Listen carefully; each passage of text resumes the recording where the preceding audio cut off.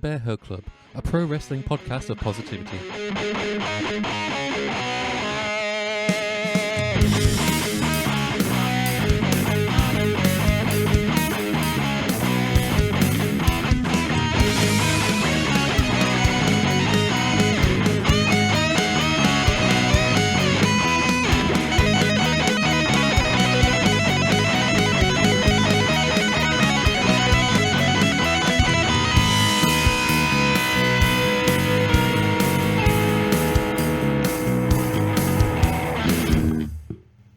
Hello everyone and welcome back to the Bear Hug Club podcast. As always, I am your host Greg. Unfortunately there's no Garrett this week, but ladies and gentlemen, he's finally back on the podcast. Jace is back. Hello Jace.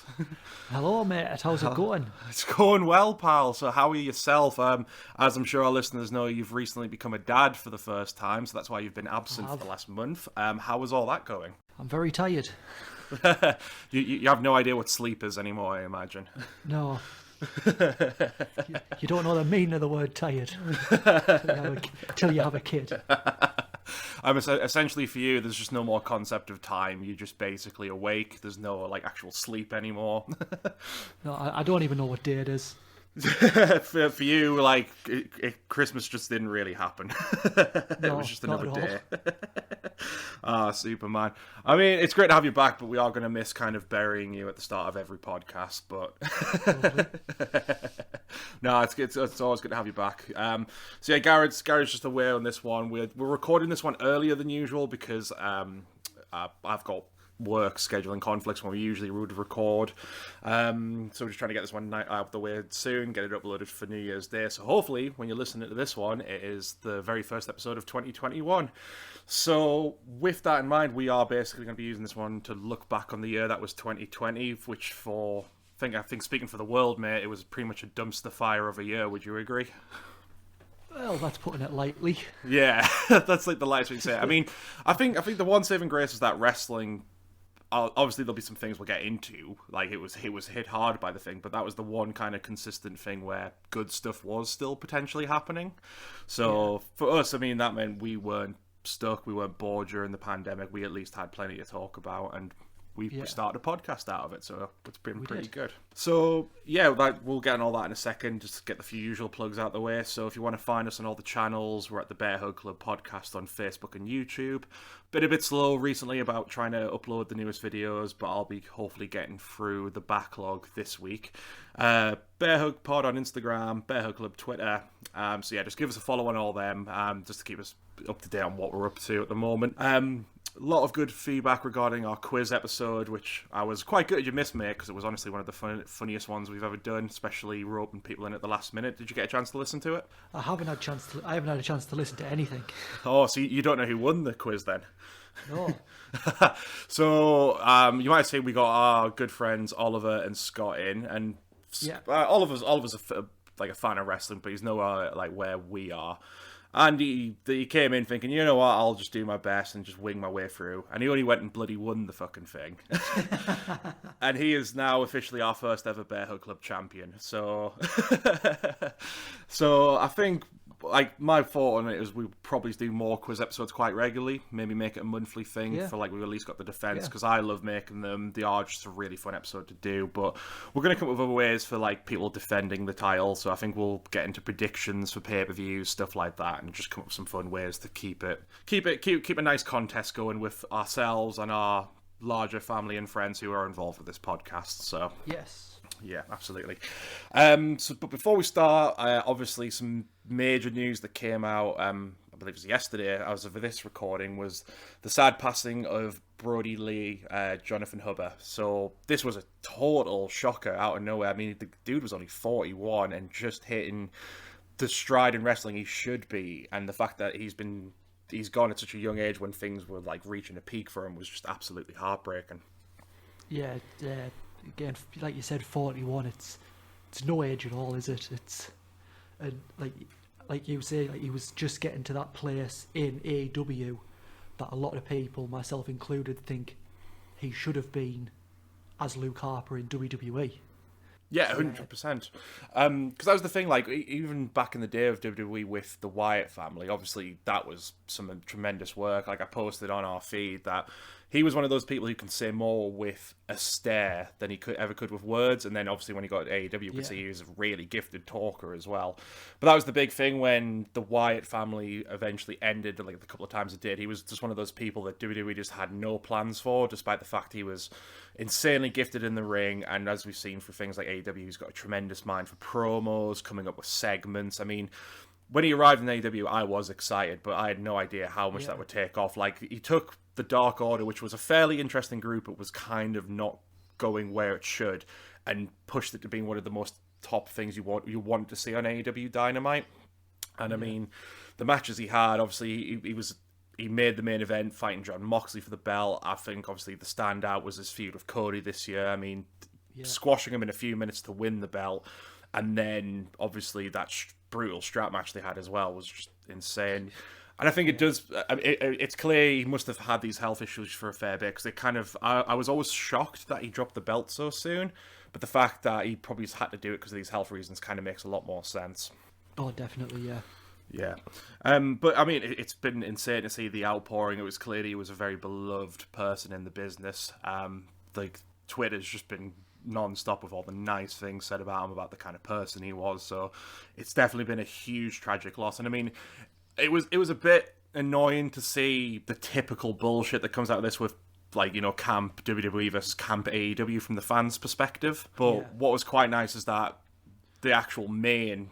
people, like, there was like a nice thing where WWE posted their remembrance, and AEW just commented on it saying that they'll miss John, so that it kind of showed that there was at least a breakdown there of, like, them just working together, trying to show you there can be synergy when something like this happens. Oh yeah, definitely. Like, you don't want people playing games when it's something this heartbreaking and serious. Where say, oh, we were better, you're better. You just don't want to see it, do you?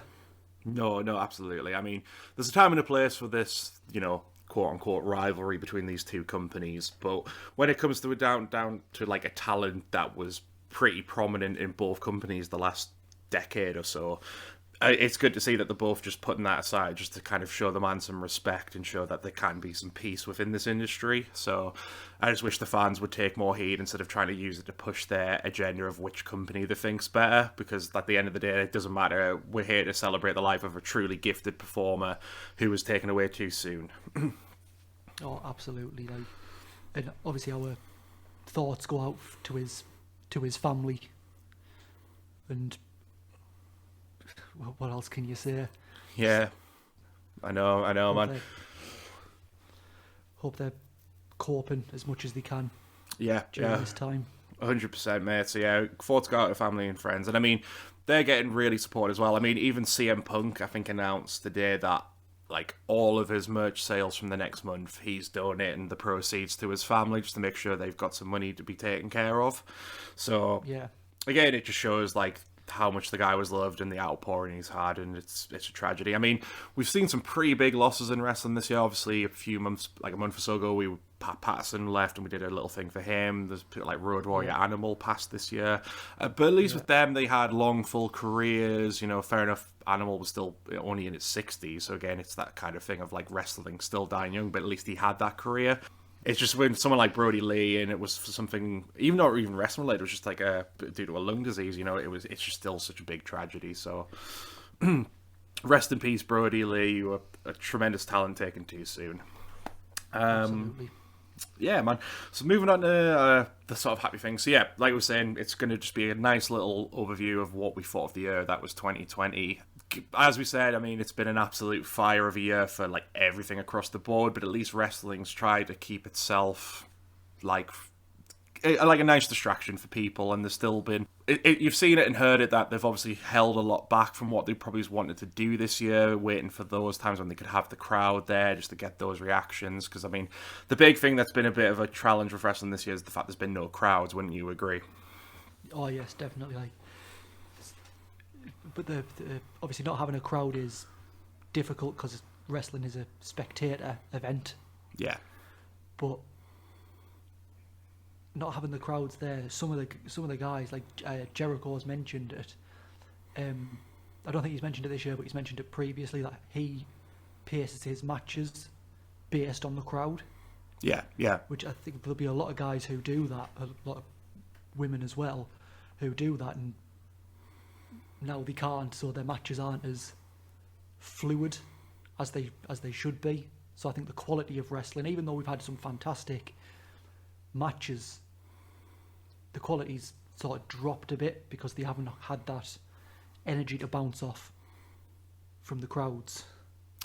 Yeah, I agree, man. I think it's been, I suppose, on the one hand, they've had some experience with this. I mean, you hear every wrestler tell a story about when they broke into the business that they essentially started off wrestling in front of no fans. So I think there was at least that sort of part of them that could adapt to it as best as they could. But I think you are right. I'd still say we've got some absolutely top caliber matches, which we'll get into in a second. But yeah, I think everyone agrees that the big thing we hope is that crowds will hopefully return in 2021. I mean, we've been slowly seeing them trickle in as long as it's safely done. I'm happy with it. I think I've kind of almost gotten used to the fact there's no crowds now. Even like that daft Thunderdome thing, you know. But at least they try to have something there, and even though they've had a pipe and sound, there was at least a little element there. But I mean, other than that, like I said, it's still been a pretty stellar year. So I've got my overall favourite match picked out, which I'll go through at the end. But just to kind of go through some stuff that was on my list this year, I think one of the first standout matches for me this year was obviously the Royal Rumble match this year, particularly the men's one. Yes. I'd say this has been one of the more stronger Royal Rumbles we've had in the last few years. I mean, I'd go as far as to say there isn't really a bad Royal Rumble match, with the exception being obviously the one that Batista won a few years back, but that was mainly just because the man everyone believes should have won didn't win. He went out early. No, he wasn't even in that one. So the one with Batista, Bryan wasn't even in it. He wrestled Bray on the card, and everyone thought he was going to come out at number 30. Then Mysterio came out and got absolutely booed. Booed. Mysterio getting booed. I know, right? But yeah, this was a stellar one. I mean, it could have been an interesting one because obviously it was announced before and Brock was going in first. And I thought, as WWE champion. Yeah, exactly. And I thought, this could either be really good or really bad because it's clear they're just going to have him dominate for like when he's going to be in there. But it was really entertaining him just watching the like back and forth he had with the few people he did interact with. Particular moment is when Keith Lee comes out and you see a mouth for Big Boy. I was just about to say Keith Lee, because hasn't Lesnar said that now because of that spot in the Rumble he wants to do a program with Keith Lee? I'm sure I've heard that. I'm not sure I've heard that myself, but I mean it stands to reason. It seems like Keith Lee's one of those people Brock Lesnar could have a really good match with, especially when you add Brock's just pure strength and might against Keith Lee's own strength, but his agility as well. It could end up being one hell of a big man match. And then I think for me, I mean, the two standout moments is obviously Drew eventually Claymoring Lesnar over the top rope, which had one of the most insane crowd pops ever.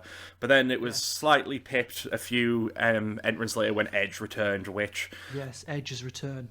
Yeah, I mean, it was somewhat teased and spoiled, and I mean, he did his best to kind of deny the fact he was going to be there, but like a lot of people kind of assumed he would, but it still didn't take away from that insane reaction he got when he returned. I remember watching it with a bunch of friends, and we all basically leapt out of our seat and cheered when he came in at the number 22 spot. Yeah, I remember watching. I actually watched that clip of Edge coming out about a week ago, and I still get goosebumps. Oh, same, mate. It was just that such an emotional moment of 10 years of Edge being gone, and then you just hear Alter Bridge. and you just, oh my god, this is actually happening. Yeah. The Rated R Superstar is back. I agree, mate. I was the same. I watched. So I was working Christmas Eve, and obviously it was pretty quiet work, so I was just watching stuff like in between that, and I had the Rumble match on before I finished my shift, and watching it back, it still just proper gives you the good feels watching him come back. And what was amazing as well, like he looks like he's in the best shape of his career, and shredded. Oh, he's shredded. Like he's basically not let retirement slowing down. He's basically worked hard, and the fact was, it didn't feel like he missed the beat getting back in the ring. You know what I mean? Like, as soon as you saw him in there, he was like, okay, this looks like a guy who is ready to go again. And we saw that through his other match throughout the year. Fair enough, the program with Randy had its highs and lows. Like, say what you want. I mean, this is a match I would have put on here. I think a lot of people would have put it on the list if it wasn't for the fact it was billed as the world's greatest wrestling match. Because it was actually a solid match. It was the fact, like, you could put any wrestlers and put that as the headline, and it's gonna ruin the match, essentially. Wouldn't you agree? Yeah. Yeah. You could put, like, say, my favourite match ever, Shawn Michaels, Undertaker, WrestleMania 26. But if you bill that as the greatest match ever, it's not going to meet expectations. No. It's why you don't see, like, films or TV say this is the greatest film of all time, because people are going to go in expecting it, and their expectations are never going to be met. I mean, if they had just never said that about the Edge and Orton match and just told them in secret to go out there and have that kind of 5-star classic, it would have probably been a lot higher on people's lists, because people probably wouldn't have expected definitely. it. But it is what it is. Just kind of fly through a few of mine, we'll get to yours. One match I had on my list, which seems a lot of people did forget about, was Tyler Bate versus Jordan Devlin, which was right back at the start. Yeah, I believe that was at Blackpool 2. Yes. Yeah, this was like one of the first matches that happened in the year, and it got heaps of praise, and deservedly so. I mean, it's two of the hottest youngest talents WWE has at the moment. Just going out there and proving why they're potentially going to be some of the big stars of the business in the future. And it seems like it's missing off a lot of people's lists as it goes through the year, because I was looking through a few other people's stuff, like, online, just to see what the general consensus was as I was writing mine down, but this one seems to be missing. I feel like that's a bit unjust, because it is, like, that was a tremendous match. Before I go over a few more mine, have you got any you want to mention? The one that comes to my mind straight away is Bayley and Sasha, Hell in a Cell. That was just, like, for me, that was because we'd had these matches, this feud between Sasha and Bayley had been building for, 3 years now? Yeah. Maybe longer. I mean, if you're taking the NXT stuff as well, it's definitely a longer. No, just on the main roster, when they became, like, a team. Yeah. Been building, and we'd had the odd moment where it was like, oh, it's going to go.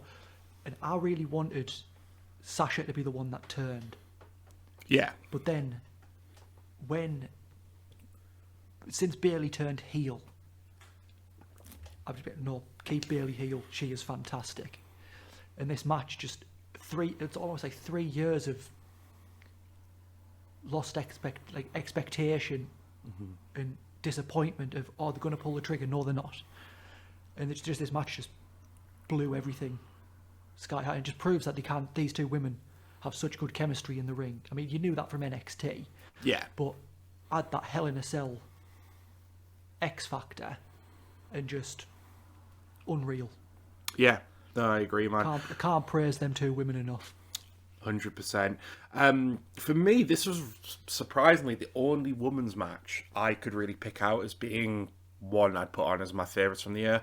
I feel like, again, we've discussed, like, women's wrestling on the whole is obviously a lot healthier than it has been ever, like, across the world. Like, WWE is obviously pushing it more, like, actually how they should. AEW's got a strong division, but it needs to work on it. But I just feel like this year there's not been many standout women's matches from myself, like, to look back on. I think AEW did have a few standout ones, but the fact that there was not much of a story behind them kind of, like, keeps them off the list for me a bit. If you look at the work rate, then fair enough, but, like, I'd say Bayley and Sasha's probably the most standout women's match from this year.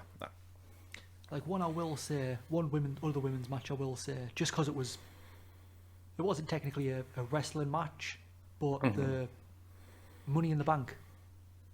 Yeah, I mean, in the corporate headquarters, like, both matches, the men's and the women's, even though they were happening simultaneously. Yeah, they were both fantastic, just fun, silly spots.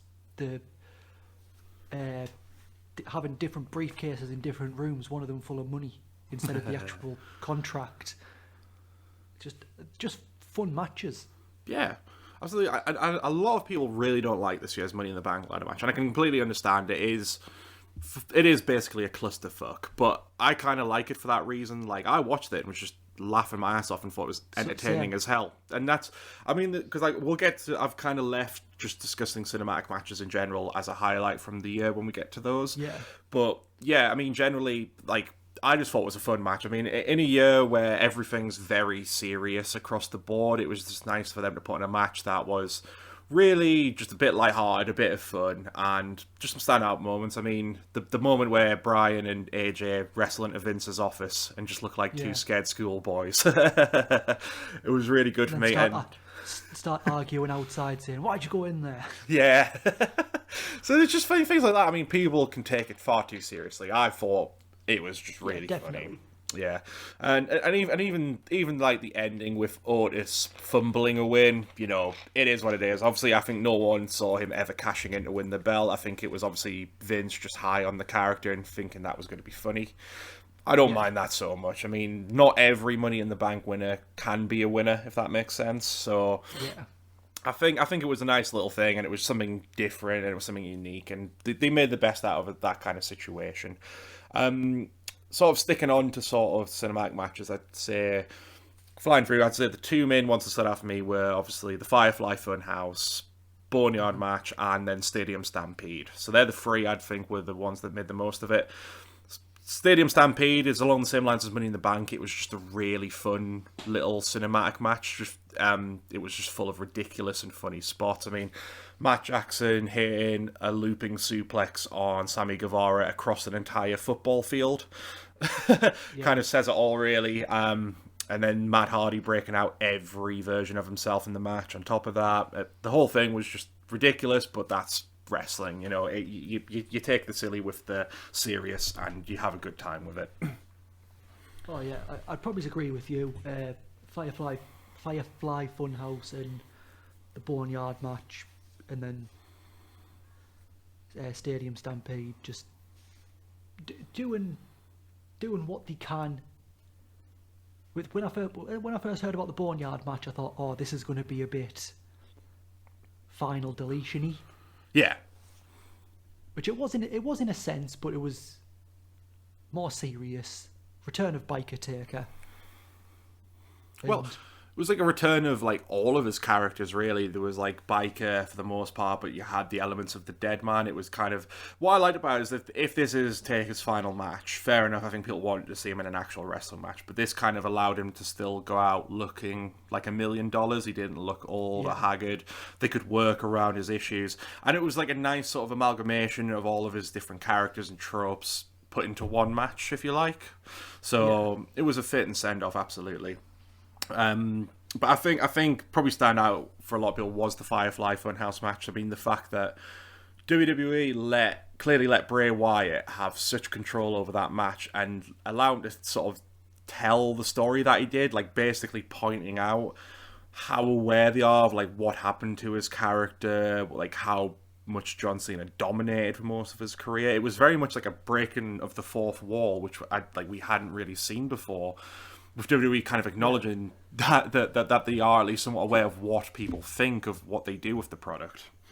Yeah, I do agree with that, and I think it's good that like now, I don't like John Cena now. For me, is the guy you bring in when you need to give that a character or a wrestler that final boost.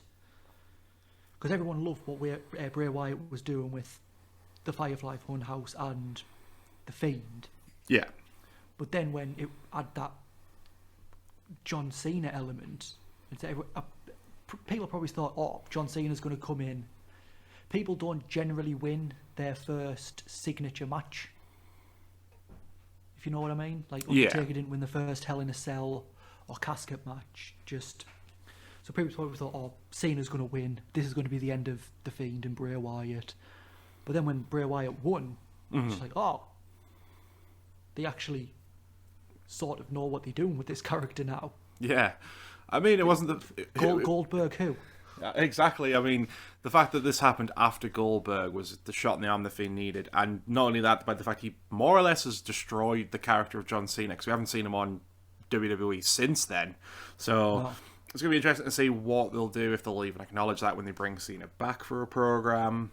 Which I mean, I wouldn't be surprised if Cena's now hit the same stage The Rock did back in like 2003. I reckon it could be a good few years before we actually see him back, maybe, because it seems like Hollywood has sort of taken Cena now.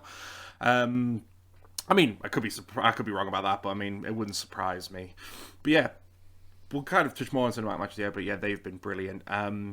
Two other matches I want to mention. I think tag team wrestling on the whole has been pretty strong this year outside of WWE. So NXT, AEW, other places across the world have all had great stuff. But I think the team that has really sort of like pushed that this year even more so than they already have over their entire career has been the Young Bucks. So I mean, their match with Omega and Hangman from Revolution was it's basically topped nearly everyone's like number one pick for matches of the year. I think this would have been a close second for me. Truly tremendous match with the story they've told and the fact that that's still ongoing. And then I'd probably put as a close third to that was their match with FTR. So obviously the match that everyone had been wanting to see for like the last 5-6 years. As being, I think we said at the time, it was still a fantastic match, but it's left plenty of room for them returning to this at a later point. So we got kind of a lot of what we wanted, but there's still a lot more there that can be fed into at a later point. But both of them were tremendous tag team matches, like some of the best you'll ever see, really. Yeah, definitely. Yeah. But I'll do my second favourite match. Yeah, go for it, man. Honestly, it's a recent one. It's Drew McIntyre and Roman Reigns from Survivor Series. You know what? Solid choice. One of the best big man matches I've seen in a while. Yeah, just because both men came out of it looking strong, as they should. I think Drew came out looking stronger even though he lost the match, because Reigns did need that help. But on the whole, for what his character is now, I think it was perfect booking. It was a fun match. You literally didn't know. Well, I didn't know which guy was going to win. Yeah. I think in the end of the day it was the right result. And again, like I said, just that's how I characterise whether a match is good. Did I have fun watching it? And I bloody did have fun watching it. Yeah, it's one of those ones where, like, obviously Survivor Series, we discussed it in our review, is kind of a throwaway show now with this brand warfare, because a lot of the time it's just they get people together for this 1 month to have a bit of a feud, and that's it. But at least with these kind of things, it does test the water for potential future feuds down the line. And like we said at the time, you look back at WrestleMania a year or two ago when these two were on the card. Like I said at the time, I totally forgot that match happened because it was very forgettable. Yeah.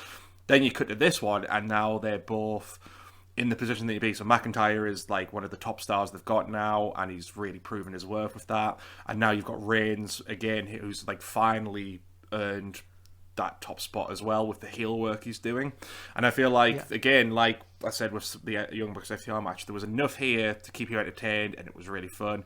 But I feel like further down the line, this is going to be like a marquee match for WrestleMania, and hopefully we'll see like even more out of the two of them. Oh, it's definitely going to main event WrestleMania. Yeah. Unless something happens where they can't have it, it's definitely going to main event WrestleMania. Yeah, 100%. Well, I mean, it will be nice to see a Brit in the main event of WrestleMania. Yeah, exactly. It's nice. It's been so long that there hadn't been a British WWE champion. I thought it's never going to happen. Yeah. And then Big Drew did it for the UK. Did it for the UK. Did it for the people. Did it for The Rock. Yes. I mean, I think it could potentially be one of the main event matches we get this year. The only thing that could possibly stop that is if they are managing to get The Rock back for the next Mania. So it seems like that's potentially nearly a done deal. Again, it falls down to The Rock's schedule, and I think it's also going to depend where they can actually set Mania this year, because I think the original plan was Hollywood, but given COVID still kind of ongoing, there's talk about pushing that back to next year. So it might be another case they're not using that setting. And it would make sense having The Rock in Hollywood just for the fact that's where he's been the last 2 decades, you know? Yeah, I think I heard the next 2 WrestleManias are going to be in Florida. Oh, okay. So they've completely pushed back Hollywood for a while then, because I that was think announced so, on yeah. WrestleMania. That was announced on WrestleMania that Hollywood was getting it this coming year. I'd heard they were. I think it's more or less has been pushed back. So I don't think it is happening in Hollywood this year. I think you're right. I think Florida is going to be the main ground, like as it has been this year, because it's the one state where things are very lax. It appears, but Well, not just that. Most of the roster lives in Florida anyway, yeah, of course, so yeah. you don't have to worry about getting on planes, and it's where the NXT headquarters is, obviously the Performance Center. So they have a lot of gear already there Yeah, you can use. yeah. So I think it makes sense to have it in Florida. I think with Florida Just as well, they're letting fans back in, because that's the big thing that they've been teasing. Because I think they're more or less moving over to a stadium now, and I think the reason why they're going to the stadium as well is because it's they've been slowly allowing fans back in to that stadium for like the local sport team that usually runs out of it. So it sounds like we could actually get a couple of thousand in attendance for the Rumble this year, which would be good. So that might be again the slow returning of fans, and so it would probably make a lot of sense if they just stick with that one arena just to kind of host a lot of the things going forward. So yeah, I mean, I think potentially, obviously, if The Rock isn't coming back for this one, I'd probably put money on McIntyre and Reigns possibly headlining this year's Mania. I don't think they'll headline this year's Mania, just because I think they're doing too well as the champions themselves. Ah, that's a good point. Yeah, true. I think unless Drew loses the title between now and the Rumble and goes on to win the Rumble, which I can't see happening, I think they're both going to go into WrestleMania as champions. Yeah, I could see that as well. I mean, it's an interesting stance to take, because I think with this year in particular, it's been more so of always beware the unexpected, because they've had to kind of change plans on the fly. It seems like a lot of WWE is one of those companies that's big on having a plan, even though it doesn't always seem that way. Like at least some kind of plan structure for what the year will bring. But like more so than ever this year, things have changed on the fly, and it's kind of hard to predict like who could win the Rumble this year, who's going to be in those main event spots for Mania. So it's going to be an interesting one to see. I'm looking. That's one thing I'm looking forward to, is that it feels very unpredictable about what could happen next. Yeah, like this is a year where you don't know who's going to win the Rumble, because I'm trying to think now who could go ahead and win the Rumble. Like the Women's Rumble, I think it's going to be either Charlotte or Rousey. You think Rousey's going to be back soon? I think Rousey will come back, because they're trying to get that rematch, that singles match between Rousey and Lynch, which I can't see happening this year, because obviously she's just had a baby. I doubt she'll be back for WrestleMania. But I think I think Rousey might come back, because she took time off to have a baby, and she hasn't had a baby, hasn't even got pregnant, as far as I know. Yeah. So she might think, oh well, I'll go back to WWE for a year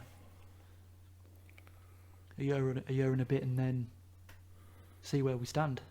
Yeah, it's going to be interesting to see what will happen when she does come back, because of all the heat she got for a lot of comments she made after she's took this recent leave. Like, if it wasn't for the fact that we're still somewhat putting her face on merch, I was almost convinced that she'd completely left wrestling at this point. So it's going to be interesting to see what happens when it comes back. I don't really have much of a thought on who could win the women's at the moment, because of just like, again, it's not.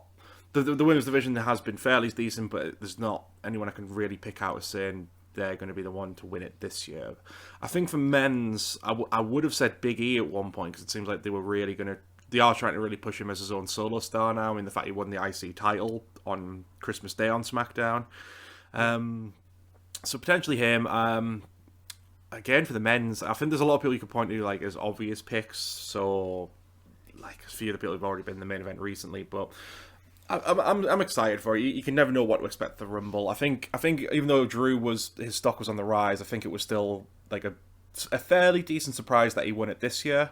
So we'll see where it goes with it. But kind of drawing things back, I'll just go kind of straight into what my favourite match of this year was, and that was Walter versus Ilya Dragunov when they fought for the NXT UK title. I think it was back in October, this match, possibly. Yeah. Yeah, tremendous match. I mean, it is a match that is really hard to watch in points because they basically straight up murder one another for half an hour. And we discussed it, I think we discussed this episode on the very first pod, and it was like me and Guy said, this is one of those rare matches where having no crowd somewhat boosted it because you could just hear every single shot they were throwing at each other, and at points it just sounded like a freaking gun was going off with the chops Walter throws out. And it's really without that crowd there muffling out the noise, you hear what those chops are like. It's one of those things, like, this is the kind of wrestling I like. I like watching where it's believably two men trying to kill each other. Of course, I wouldn't want to see this style done all the time, because if these two wrestled this kind of match and everyone did, their careers would be a lot fucking shorter, I can tell you that. Oh, yeah.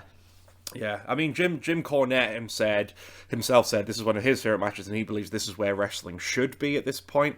But again, Jim's just an old man yelling at clouds. Like, if this was legit the case that every single wrestler wrestled this style, careers just wouldn't be anywhere near the length that they are at the moment.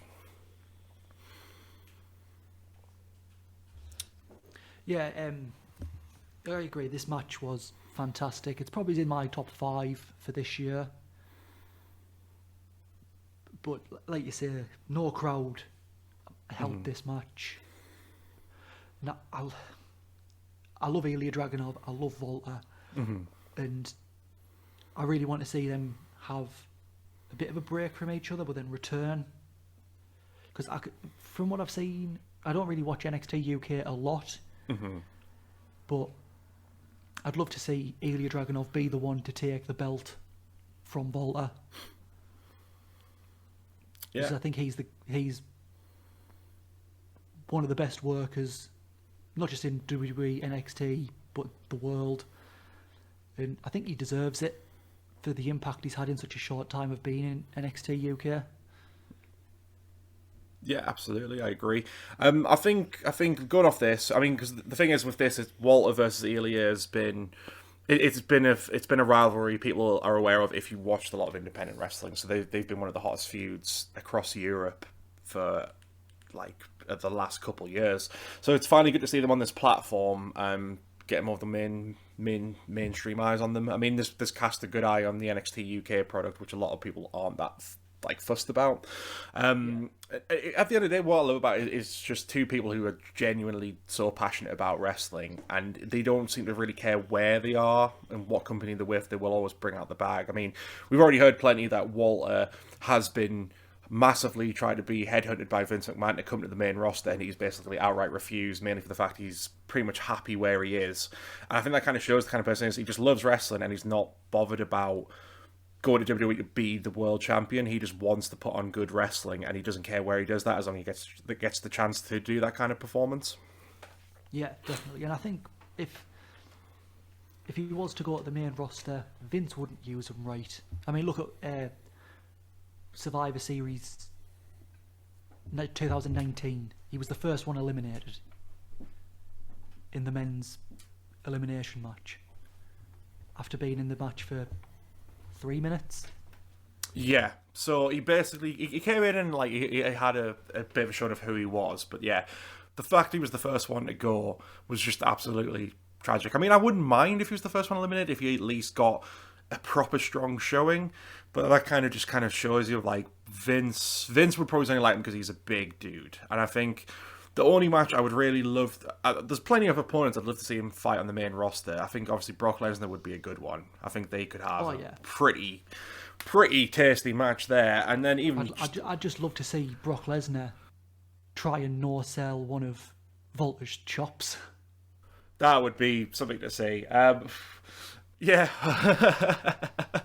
So there's lots of people I want to see there, but I mean, at the end of the day, I'm happy with where Walter is. Even if he moves from NXT UK to just main brand NXT a bit more, which he's been doing where he can. I'd be happy with that. He's honestly one of those people I think if he went in the main roster, they wouldn't know what to do with his character because he is just about pure wrestling, and Vince hates the big W word, so I think he's happy where he is. And at the end of the day, as long as he's putting on good matches like this, I really don't mind where he is, as long as we still get to see some great stuff out of him. Oh yeah, he's one of them guys, no matter who you put him in the ring with, he's going to have a good match. Might not be a great match, but it's going to be a good match. And like, look at some of the matches he has had. Pete Dunne, Tyler Bate, Trent Seven, Ilya Dragunov. His match with... he's had a match with Jordan Devlin. That was great. Yeah. His match with Pac. Great. I think surprising out of all those names, my still favourite match I've seen out of Walter, which I'm annoyed about, which we'll hopefully talk about as a main topic on the pod at some point, is their match at last year's Super Strong Style. It's honestly, like, I was mad because I tried to go back to look at it recently, and we're gonna use this as a main topic of discussion at a later episode. But due to the Speaking Out movement, Progress have gone back and edited a lot of their shows, removing certain matches, and in some cases just pulling down full shows. The reason why I can understand why they did with Super Strong Style, because David Starr won that one. So fingers crossed they'll maybe. Obviously, it's going to be a bit weird, but hopefully they'll upload like maybe just one cut down version where they've got matches that he wasn't featured in to show some highlights from that show, because there were some great matches across those 3 days. But what pisses me off about it is that it's a rule for one and a rule for the other. So there's a lot of people who obviously from the Progress alumni that were caught out during the Speaking Out movement. Some of which obviously are still ongoing, some which seem to be more or less kind of over and done with, but there's some where it was point blank. They've done some bad things or been not exactly the best kind of people. And a lot of their matches are still featured on Progress episodes on their channel. I just think it's the wrong way to go about just going through and just editing a show like it didn't happen. You know what I mean? Like, just completely getting rid of a match. Like, there's better ways to go about, which we'll get into then. But yeah, if they eventually upload it, Walter vs. Trent 7 is one of the best matches I've seen in like a long time. But anyway, what would you say has been your favourite match from this past year? My favourite match of this past year, I don't know, it's difficult. I'm going to say the Boneyard match. Okay, no, not a bad choice, to be fair, not a bad choice. Why would you pick that one over the Firefly Funhouse, though? Because a lot of people would say the Firefly one was better. Like, I mean, I think they're both great, but why would you say it's better? Because, like we said earlier, it made The Undertaker look like The Undertaker. Because the last couple of years, I mean, I love The Undertaker. The last couple of years, you can see him at WrestleMania and at the Saudi shows. He's not there anymore in the ring. He can't go in the ring as well, like anywhere near as well. I think this made him look. In spirit, he's there, but his body, just no. Yeah, that's what I mean. Like he wants to go and do these matches, but his body just won't allow him to.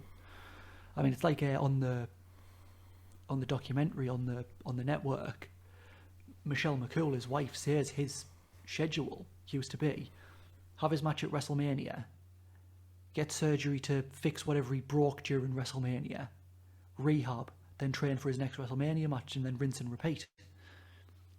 And that can't be good for your body in any way, shape or form, breaking it just to fix it, just to break it again. Yeah, absolutely.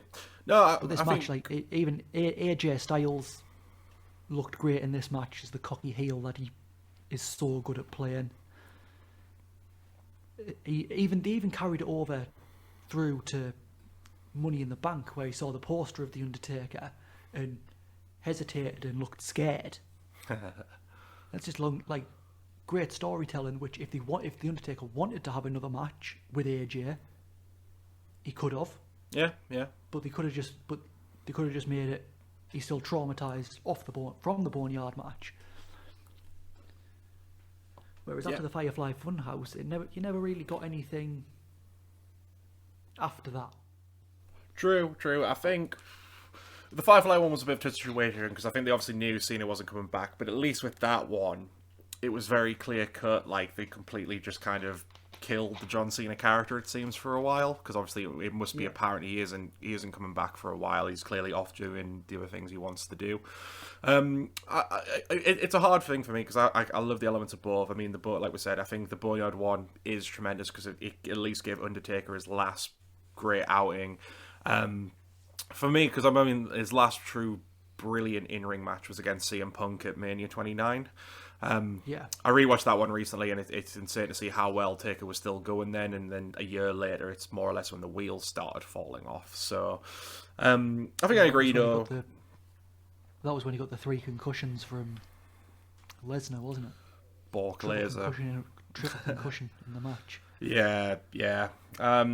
So yeah, I mean that was sort of the beginning of the end for like when he should have kind of called quits. But at least with this, he had a good send off, and hopefully, even though a lot of people would still probably would have hoped he went out properly in the ring, at least this was like a good showing to kind of work around the issues he was having and still make him look strong by walking away finally. So yeah, I mean I can totally see why you'd pick that as your number one. Absolutely. Super. So kind of moving on next then, I think we'll basically spotlight what kind of wrestlers we think stood out this year, because it's been an absolutely banner year for a lot of people. I'd say one of the ones that's at the top of my list is Kenny Omega, purely for the fact, because starting the year, I mean, since AEW started, it's been a bit of a funny journey for Kenny. I think everyone kind of assumed he was going to come in and immediately be the champion and be their top bankable star because of all the things he's done in Japan. But he's put on great matches and had some great stuff, but it's never felt like he was at that level just yet for that kind of thing in America.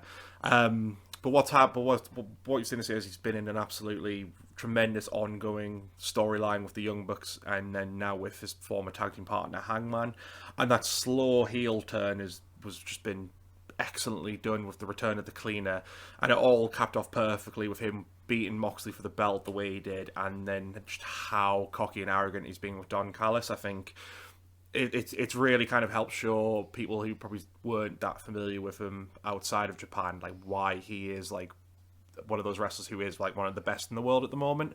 Because not only is his in-ring work good, but he really does know how to do good promo and storytelling around all that. So he has got the kind of trifecta behind him. Oh yeah, like Kenny Omega is, I know it gets the phrase gets thrown around a lot, like the modern day Shawn Michaels, but he is sort of that. Like, he's arguably the greatest in-ring worker currently going. In promos, he's unreal. His attitude is just as it should be for the position he's in. Mm-hmm. And like you said, he can put on a great match with anyone. He could put on a great match with a bloody broomstick. Yeah. And I don't mean to, like, the old cliche, the modern day Shawn Michaels, but he sort of is. Yeah. Because Shawn Michaels was that all-around wrestler that could talk, he could wrestle, he had the attitude that he should have. Some people thought he had too much attitude. But yeah, Kenny Omega, like, you can't sing his praises high enough. Yeah, you can't. Especially for being relatively unknown to mainstream audiences of wrestling outside of Japan. Yeah. And to, like you say, I think it would have been a mistake to put the belt straight on him. I think they needed to give it to someone like Jericho, who had that mainstream appeal. Then Moxley, again, like, bit more mainstream appeal, bit younger mainstream appeal, because obviously Moxley, everyone loved the Shield. Moxley, he was such a prominent feature on WWE TV for so long. Then put it on the indie guy. Yeah. Which I think they did it right. And I want Kenny Omega to just go from strength to strength and just be as he was in Japan. Just great match after great match after great match after great match. Yeah, I agree. Then they need to get Okada in. and have a 12-star match. Break Meltzer's scale even more. Just make Meltzer's head explode. I agree. I think it's been one of those things. I think even mainstream people knew who Omega was just because of those bouts in Japan and the attention they got. But I think you're right. They had to kind of play it smart with him, just not completely thrusting him to the forefront of the mainstream. They needed to give him a bit of time to sort of build and allow themselves to build up their brand smartly by giving the top title to people like Jericho, then Moxley, just so they had those recognizable household names. And now that Kenny's got it, I think we're going to see a brilliant reign with it, and we're going to see the cleaner out in full, and it's going to be absolutely amazing. So I can't wait to see where that goes next. Is there a particular wrestler you'd like to point out as one of your sort of highlights from this year? I'm going to say, what's his name? Damian Priest. Ooh, you know what? Not a bad choice, because he was one of those people at the start of the year I wasn't that high on, because I didn't really gel with the character. I didn't think there was much to him other than the fact he is really good in the ring. But especially the last few months, especially the feud with Johnny Gargano, we've seen what he's like on the mic. He's very confident with that kind of thing, and we are starting to see more of that character develop. So I completely agree about him being on there. Yeah, I'm hoping he'd be the one to have a really good first 6 months of 2021, and then maybe towards the end dethrone Balor. I mean, it's going to be if Killer Cross hasn't already done it. I think it's going to be interesting to see what's going to happen, because Priest is fighting Cross on New Year's Evil, so it might not be the best start of the year with him, because I think Cross, I'm not going to say it's necessarily going to be a match where he's going to get completely dominated, because I think that would be a little bit too unbelievable. I know Cross is a powerhouse, but I feel like there should be at least a decent little back and forth there, but I think Cross is ultimately going to win that. He's going to win because Damian Priest likes the ladies, and Scarlett Bordeaux is going to be at ringside. No, I think what'll happen. I think we'll still see Priest maybe get towards that main event maybe later on throughout next year. I think he's probably still got stuff he needs to do in the mid card, because I think at this point with Cross back and the fact that they've been trying to push people like Kyle O'Reilly as well, the main event seems pretty packed at the moment for NXT. But I mean, I definitely can't wait to see what he would do next. Because again, like I'm warming up to him a bit more now that I've seen more of his character work and like his in ring stuff. So yeah, I agree. Like that is definitely a solid choice. Kind of to fly through too, we've already sort of highlighted obviously Roman Reigns and Drew McIntyre. I think Roman, just for the fact like we finally got where we want with him, he's doing heel work, and it's some of the best heel work we've ever seen. I mean, the matches with Jey Uso were really good, even though there wasn't much actual in-ring work. It was more about the story they told. So the Tribal Chief thing, and I think a lot of people were a bit like sort of weirded out about why he's with Paul Heyman, but that in itself is paying off as well, especially because it's the advocate of one of his former big rivals. Now he's kind of under Reigns' payroll. It's like really interesting. And then I think for Drew, it's just the fact like to see his journey. I mean, watching the Stone Cold session with him on, like looking back through his whole career, the fact that he went from being one of the most hotly touted stars to then being in 3MB, doing little to nothing, getting let go, and then fighting his way back to become that main event level talent. It was just a great thing to see come full circle, if you like. Yeah. Another guy I want to mention is Sami Zayn. Okay, yeah, absolutely. Because his work this year, especially because there was a lot of controversy, because WWE had said, right, if you want to take the time off during the pandemic, there'll be no consequences. He took the time off, immediately stripped of the IC title.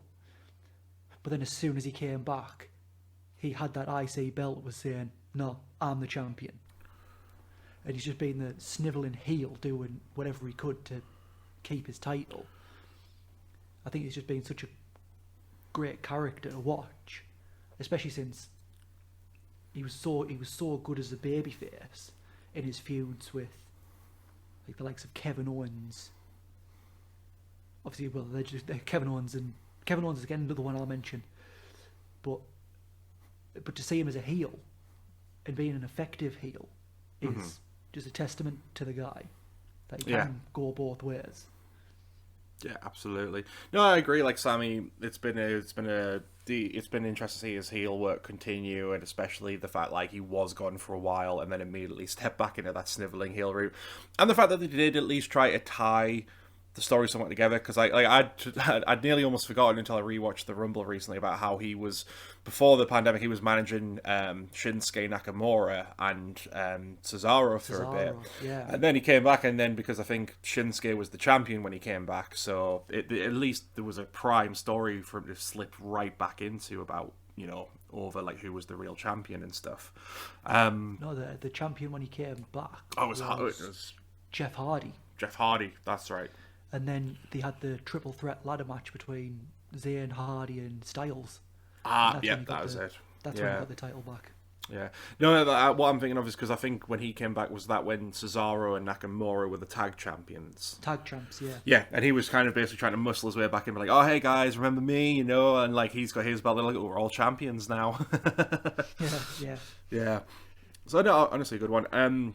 Kind of showcasing the AEW side of things. You could have put a lot of people on this list, but I think two of us people that stand out for me was Jon Moxley. I mean, I've said it again, I'm not one of his biggest fans. I think whenever I see his matches, they're not always the most exciting, even though there's like a lot of people said there are a few standout ones I should go back and check out.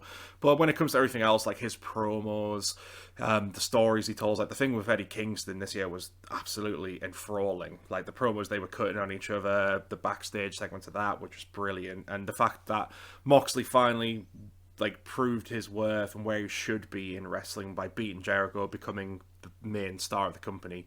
He essentially carried like AEW with being their champion and making it work with no fans, and that must have been a hard thing to pull off when you've just been given the big belt that you've now got to go out there and have wrestling in front of no people and try and still get those reactions across. So I think you should be applauded for that. And Orange Cassidy, who for a guy who came off the indies as just being like a mainly comedy wrestler, he's kind of proven that you can have, his gimmick is really fun, but you can also have some tremendous like in-ring work with the likes of Jericho and Pac. So he's really sort of seen his character develop a lot over this past year. Yeah, Orange Cassidy, again, he's one of them, you're either gonna love his gimmick or hate it. I don't think there's a middle ground. Obviously, you can switch sides, but it shouldn't work, but it does. And I think Orange Cassidy, later in his career, people will say the same about him that people say about The Undertaker. Mm-hmm. You could have given 100 different people that gimmick, and it wouldn't have worked. Yeah. But because it's that guy, it's worked. Yeah. Well, I think what makes it work is the fact like this is all Orange Cassidy's creation, and he's obviously been doing it way before AEW.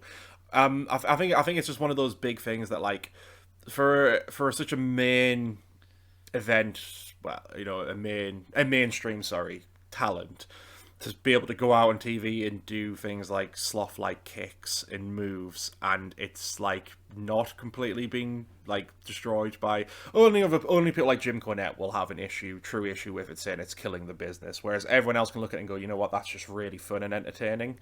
And I think there was worry about like how far you could take that, but then the program with Jericho and the things he's done since have proved that there is more to his character than just the guy who doesn't care. Like if you get him riled up, he will go in the ring and he will batter the fuck out of you and do what he can to win when he does get passionate in a match. So he remains to be one of the most sort of enthralling characters to see, and again, it's another one I'm interested to see what they're going to do next with. I'm just going to throw one more out there, and it's Rhea Ripley. Ooh, okay, interesting. Okay. Purely because she was riding high at the beginning of the year. She'd come off being the sole survivor at Survivor Series, pinning Charlotte clean, and then obviously had the misfortune of having to lose the belt to Charlotte. And when I first saw that, I thought, oh well, that's it for Ripley. She's just been buried by Charlotte, but she hasn't. She's just bounced straight back, She's having a great feud with Dakota Kai and Raquel Gonzalez, which is fantastic. Can't wait to see their...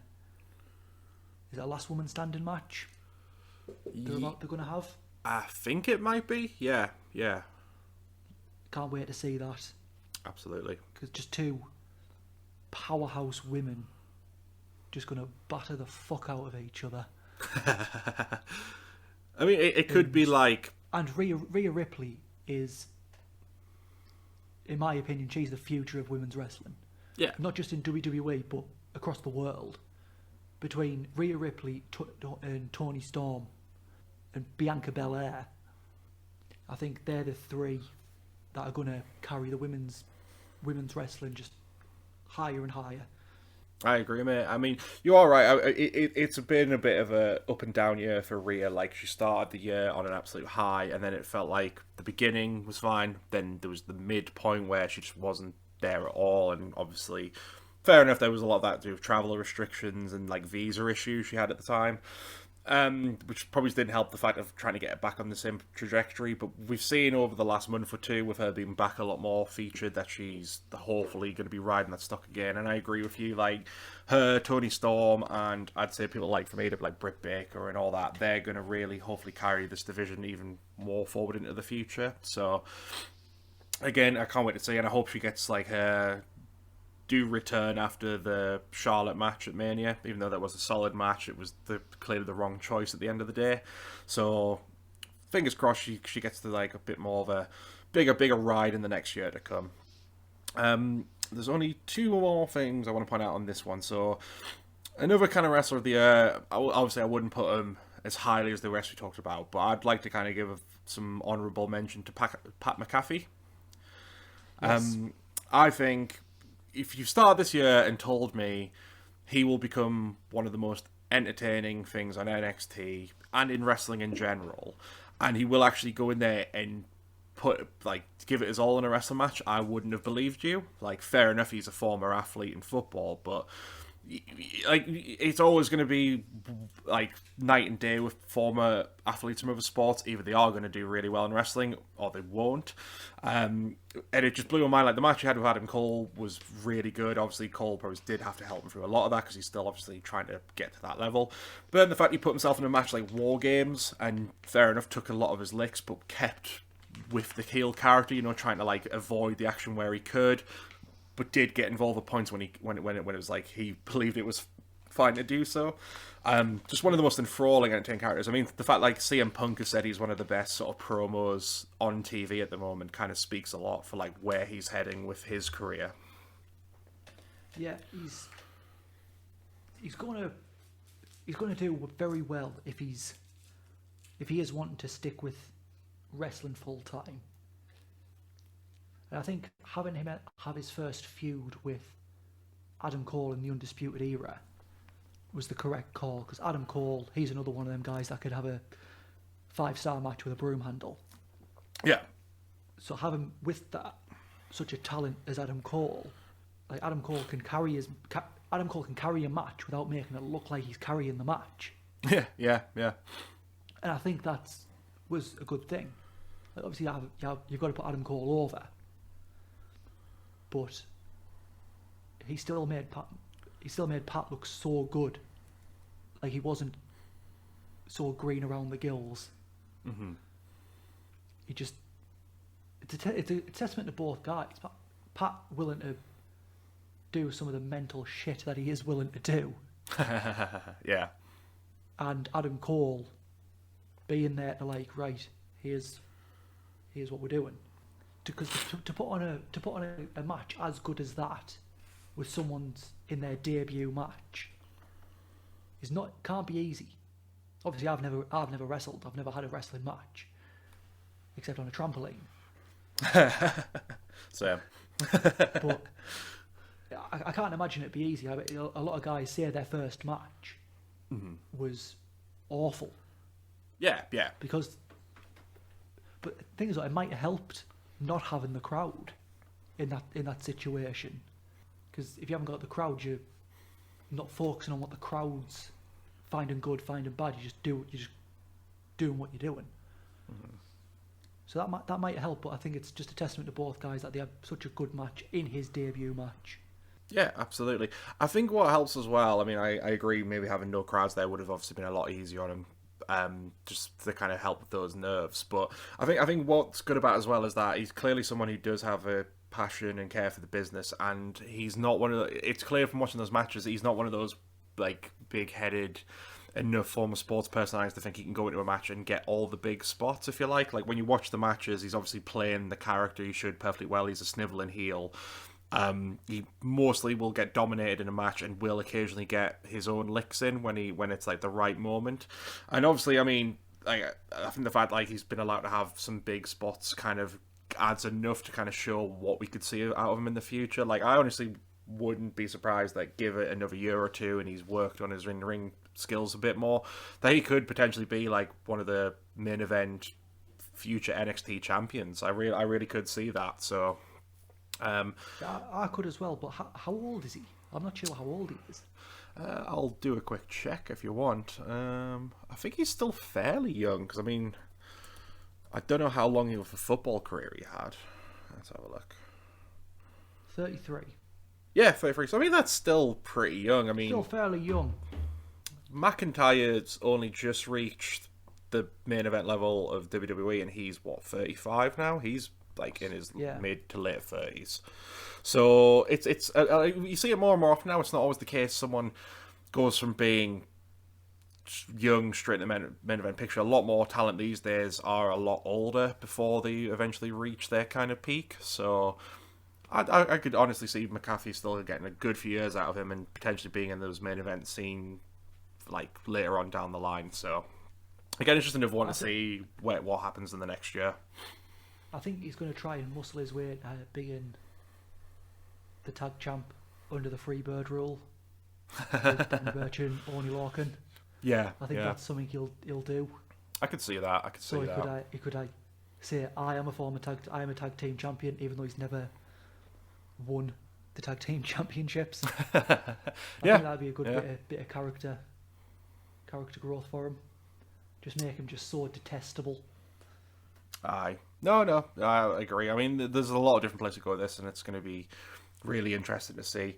The only other thing I'd probably want to bring up in kind of a Wrestlers of the Year thing is to touch upon all the people who came forward during the Speaking Out movement. So I think it goes without saying this was probably one of the darkest days wrestling's ever seen. I think we all kind of knew from what wrestlers had said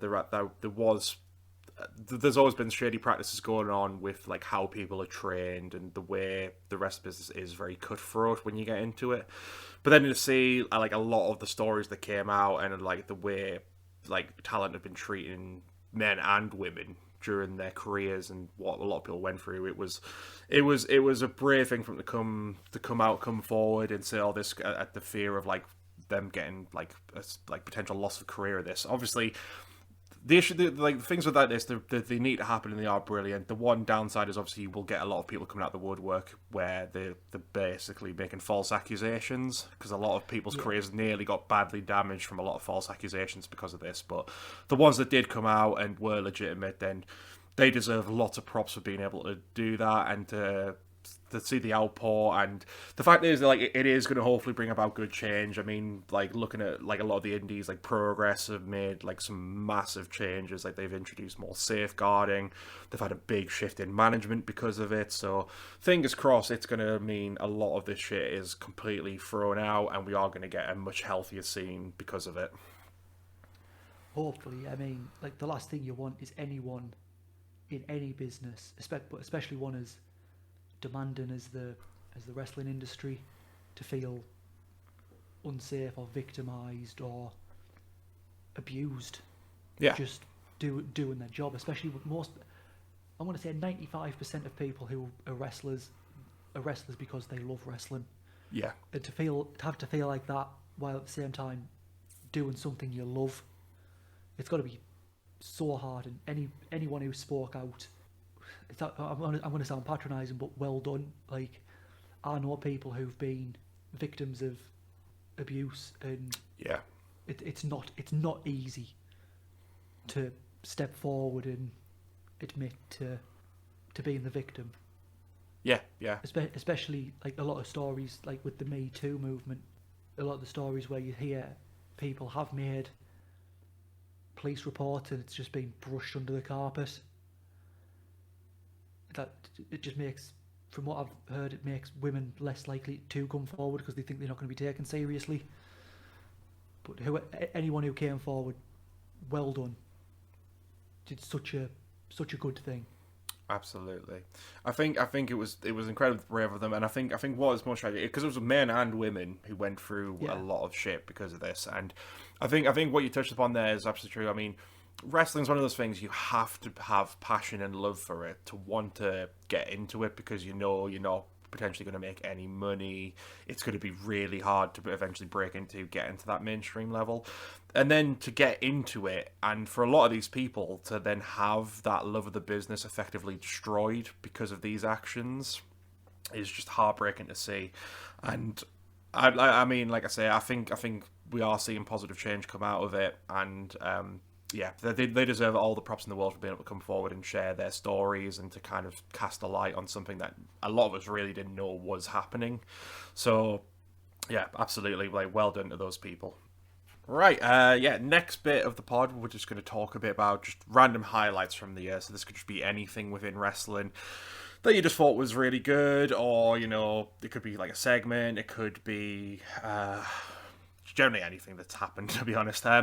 Kicking it off, I mean, we've already touched upon it briefly, but this was really the year where the era of cinematic matches came out. Obviously, I think the fact there was a pandemic, they needed to kind of go with that angle. And I feel like it forced the reduced hand in particular about doing them, because obviously they brought Hardy in, and we thought we were going to see more then from what he'd done in TNA, but not much happened. I think we got like maybe one or two. But I mean, this year across the board, like, a lot of companies have been embracing it more, and like, when crowds come back, I still want to see these continue, because I think it is like a good next evolution in wrestling. Like, wrestling's always been, in my mind, it's performance art at the end of the day. Like, it's a sport with performance art in it. And I think this just goes a long way to kind of pushing that next step of that. Like, you get, like, a lot of interesting stories told out of it. You get a lot of the silliness and craziness in there as well. But it really goes a long way to forwarding stories. I mean, as we mentioned, the Boneyard match was the perfect way so Undertaker could have a good send-off. It works brilliantly well with characters like The Fiend. Obviously, Matt Hardy's done a lot of his continuation with the Broken Universe in AEW, so I definitely want to see these kind of going on beyond just this year and beyond the pandemic. I don't want to see them stop when the pandemic eventually kind of has its like closing, if that makes sense. Yeah, the cinematic matches, I mean, they were sort of forced onto the wrestling industry, but I think for the most part, they've been done very well. They've been done very well for, especially like you say, with the characters like The Fiend, Matt Hardy, because they needed something, because having a whole wrestling show with no fans, it was a bit weird to watch, especially at the beginning. And these just broke it up and gave you a nice, not so much a rest from it, but something new, something different. Yeah, that a lot of people might not necessarily have seen before. Yeah, I agree. It's one of those things where I just think, like, because like I was one of those people back a couple of years ago when the Hardys were doing this. I didn't fully understand and embrace it, and then after rewatching them, I thought, you know what, this is actually brilliant. It's a nice evolution in wrestling. Like, obviously, I wouldn't want to see all wrestling go this way. Like, if we got to a point where every show was just like a cinematic thing, that would be a bit crap. But bringing them out like occasionally, I think one thing was, obviously, it felt like when Vince saw like how well they were doing, there was a lot more than push. So there's a lot of like bad with the good from this year, which I think is just standard in wrestling anyway. But if at the end of the pandemic they bring them out occasionally, that's like going to be a good thing. Like, you could have, like, on the bigger shows, have something with like one or two matches with a cinematic element, and it would kind of keep people happy. And again, it would just be a great way of forwarding some storylines and feuds. So I'm hoping we'll see more out of it in the future. Yeah, I'm hoping Jeff Hardy gets his way, because he wants to bring Willow into WWE and have a feud with The Fiend. I think that would be really interesting to see. I think that would be good, especially... It might be tricky of them to kind of call back on the things with Matt Hardy as well, given that him and the Bray Wyatt had a little thing going before Bray disappeared and came back as The Fiend. So I think there's a ripe story there for that as well. So yeah, I'd absolutely love to see that. 100%. Yeah, just as long as, like you say, as long as they only do maybe one every 3 months. Yeah. I'd say. I think that'd be the right level. Just because if they do them every pay-per-view or do multiple ones every other pay-per-view, it's going to be like the gimmick pay-per-views, like the Hell in a Cell. It's not going to be special anymore. Yeah. It's just going to be part of the furniture. Yeah. I agree. I think if you kept it mainly to maybe the bigger shows, then that's absolutely fine. Or even then, if you kept them very limited and broke them out occasionally on one of the more sort of B pay-per-views, that would at least give that sort of pay-per-view a bit more of a boost as well. So, yeah, I love them, and I'm hoping like we'll see plenty more coming in the future. Have you got any particular highlights you want to bring up? My highlight of this year has got to be Roman Reigns. Just Roman Reigns in general. Since he came back from because of the pandemic, obviously he had to go because he's immunocompromised because of having leukemia. Yeah. So he had to take the time off. But since he's came back, he's just above and beyond anything we've seen from him before.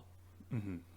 And he's just going for. He is just every week. He's just getting better and better. I mean, he had that feud with John Cena a few years ago, and one thing John Cena said to him, "It took you 5 years to cut halfway decent promo. Well done." And now every time he gets on the mic, I'm excited because he is learning he is getting better on the mic. He's just. I think he's gone the way of CM Punk and just tearing up his script. Mm-hmm. He's just like, right, this is what I'm going to say. Yeah. Which I think a lot of people need to start. If he is, a lot of more people need to start doing it. They do. And I think if Roman can be one of those guys that do it, I think everyone else will slowly start doing it. Because you're not going to have someone like a Lindsay Dorado do it. Yeah.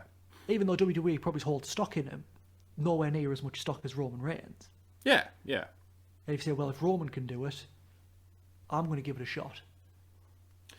I think in general, it just needs to be a case of WWE needs to give more control to their talent for what they want to do, because that's the issue. That's kind of the night and day thing with WWE and AEW.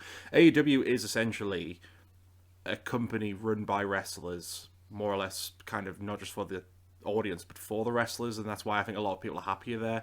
I think obviously there'll be a little bit of control over like where a storyline might be going and what they have planned, but for the most part it seems like they just let the wrestlers decide what they want to say, what they kind of want to do on a show, and I think that kind of is why it's a much more interesting product, because they're going to kind of understand what their character is and what they should be saying. Whereas WWE, it's still very much the case Vince has the ultimate control and say over a character.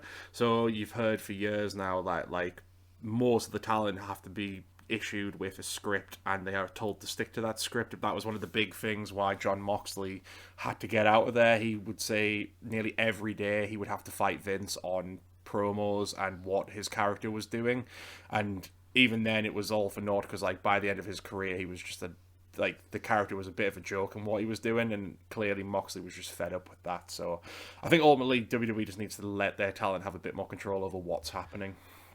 I think Vince might now, because the USA Network have said they want more adult content from Raw. Yeah, I saw this as well. It seems like it's very conflicting, so apparently they have come out and said that that's not entirely what they've said as well, but I feel like a lot of people get really nostalgic for the Attitude Era and say bring that back. That wouldn't really work now because No. the 90s was an era of extreme, you know, like everywhere across the board was pushing the envelope so it fit with the culture. These days, people don't want to see people would be appalled seeing half the shit they did during the Attitude Era in today's world.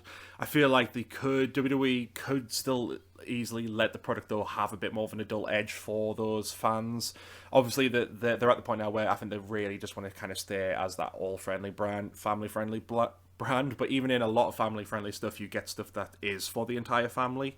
So I think putting a little bit more of an adult edge on stuff would definitely be a good way to kind of maybe boost them up a little bit.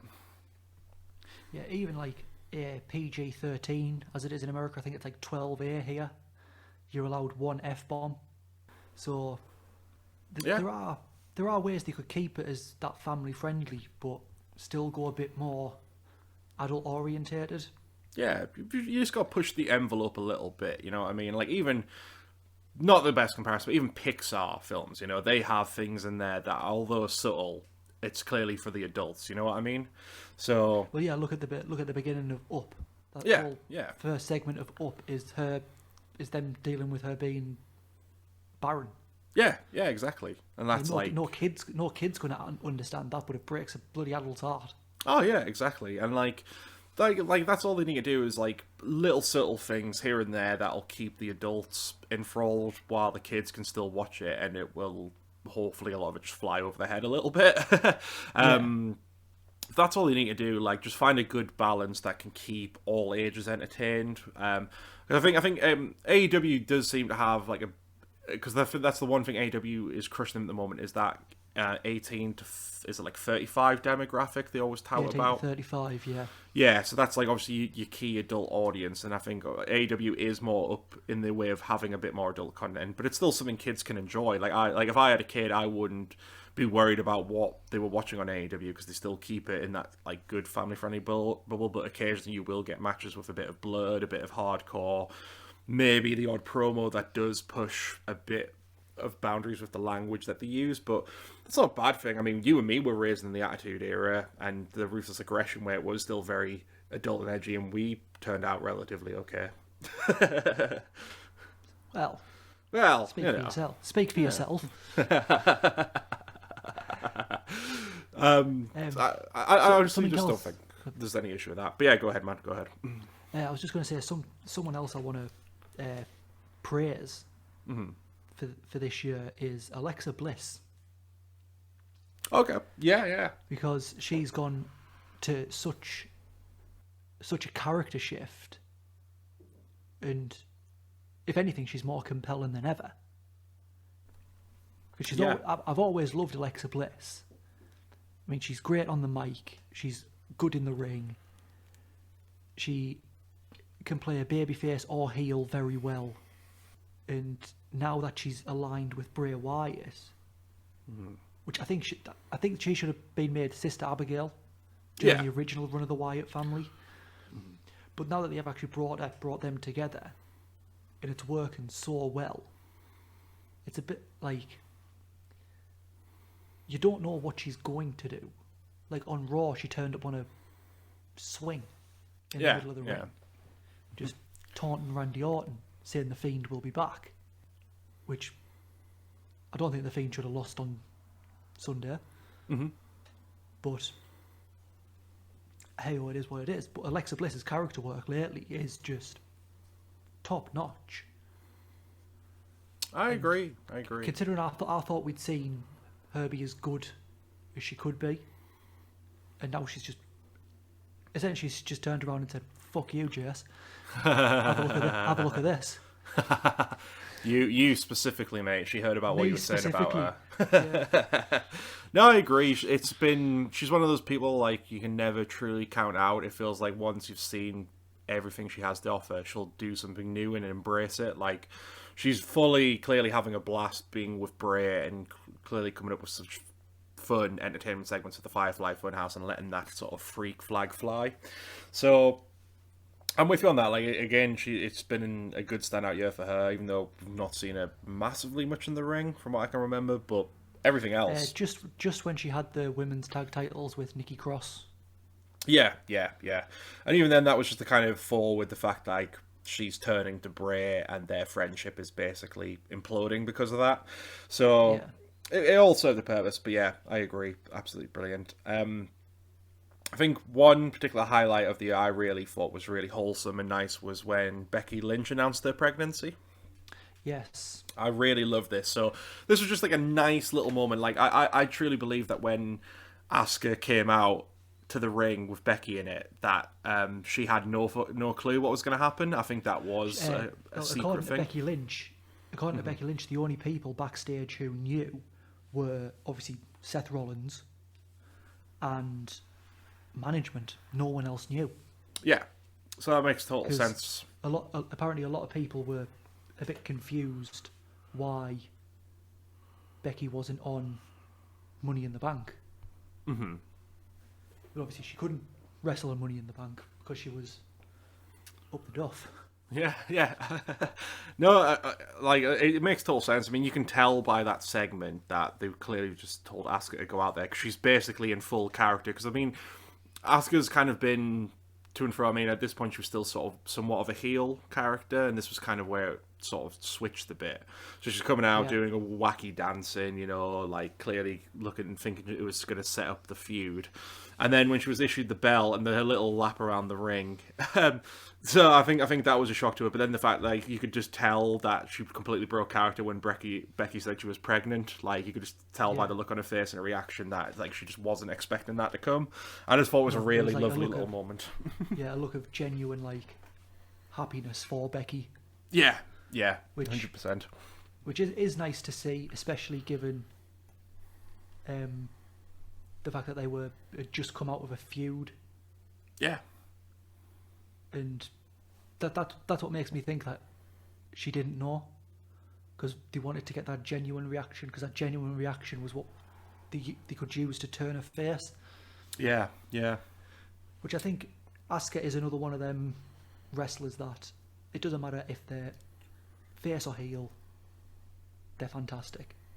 Yeah, absolutely. I mean, she was in my list of wrestlers I wanted to highlight from this year, but we kind of obviously went through a lot of people then, so I'd thought just bring it up now, because Asuka's been one of those strange ones where obviously she was like hugely dominant in NXT, and she is my favourite women's wrestler, like, of all time.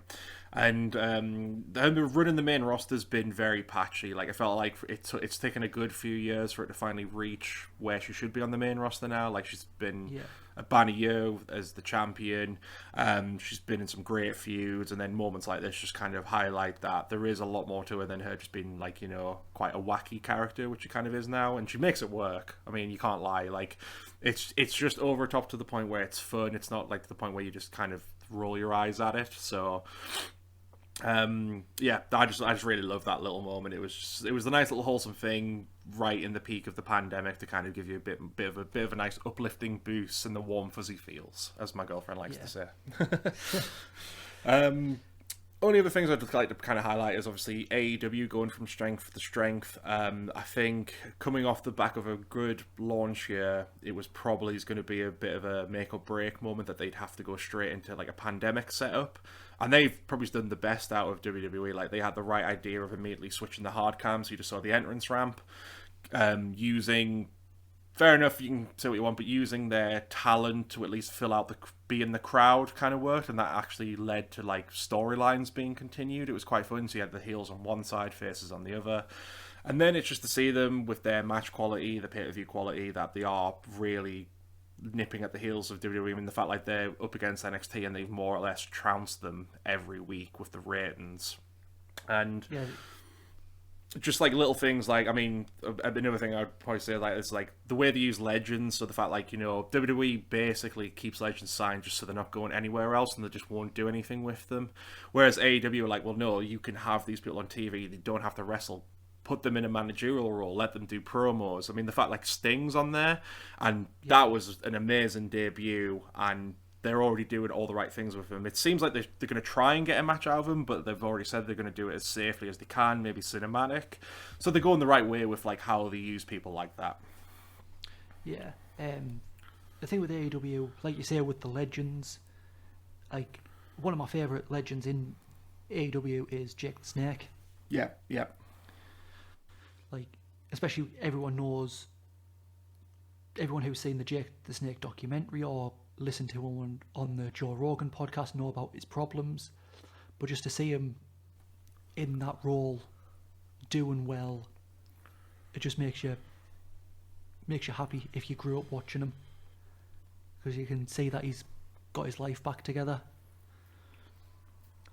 And I think that's a good thing, because WWE never really highlighted that. Mm-hmm. Yeah, but yeah. AEW was like, right, well, he is one of the most beloved heels in wrestling history. Got his life back together, and we're going to showcase him. Yeah, no, absolutely. It feels to me, right, with WWE, because you see a kind of lot of parallels with this. When wrestlers reach that Hall of Fame level and they get in the Hall of Fame, as much as I love it, and it's a good chance to finally give them the spotlight, it feels like once they're in there, they're just kind of done with them. Like Sting had those matches, was forced into the retirement, did the Hall of Fame, and then was more or less not on TV at all. I don't think he actually really was following the Hall of Fame. It was just merely used for like selling merch, doing meet and greets and things like that. And as much as that would still at least give him something to do, it's clear he wants to go out on TV and have a proper send-off, and I think AEW is going to be the place to give him that. And it seems like he's willing to stick around for a few more years and just be this like figure on TV that can still be doing cool promos, doing cool work. And if he does get back in the ring and he's fit for it, then I'm all for it. But as long as they work around it and they're not going to basically... they would never push him to do something that would cause him to be more hurt than he probably already is suffering through. So, no. Again, they just have a lot of care for their talent. So that was kind of the year that was 2020. Kind of looking forward then to the year to come. What would you like to kind of see coming through like the next year? Well, apart from fans coming back... Yeah, that's a given. I think live returns with fans, only if it's safe to do so, would be the main thing everyone wants to see. Yeah. But I think the main thing I'd want to see is more, especially in WWE, a more varied main event card, upper mid card. Because I think it has been the same faces for such a long time now. I think we need to get some new blood in there. Especially, like, I don't know how many times WWE are going to try and get Baron Corbin into that main event scene. It's clearly not working.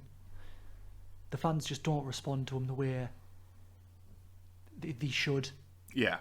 I mean, I've got nothing against Baron Corbin. I think he's a good wrestler. It's just he doesn't really have that bit of oomph to get him into that main event scene. And so yeah, a more varied main event upper mid card. Yeah, I agree. I think WWE has that habit of like constantly relying on the same people and trying to push people who, again, not necessarily don't work. It's just like that's not where they should be, and I feel like they need to try and like. On the one hand, the Vince picks out people, gives them a couple of weeks, and if nothing comes of it, abandons them. So I feel like he needs to put a bit more time and investment in some people.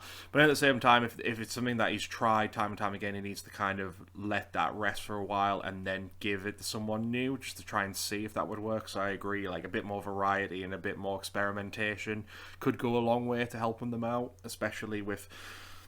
I'd say it's been still an entertaining year for the product. It just feels like there's still a lot of things that they need to kind of fix, especially if they've got this new big competitor who's not only beaten their other more like popular brand, but even looking at some of the statistics, it feels like it's going to be beating out like a lot of their mainstream shows in the time to come, because then AEW will just keep on climbing and more people keep getting turned on to the product because of how different and fresh it feels. Yeah, I think that's something that needs to happen though. Like AEW needs to get to the Raw SmackDown level of viewership, because I still don't think Vince takes it seriously.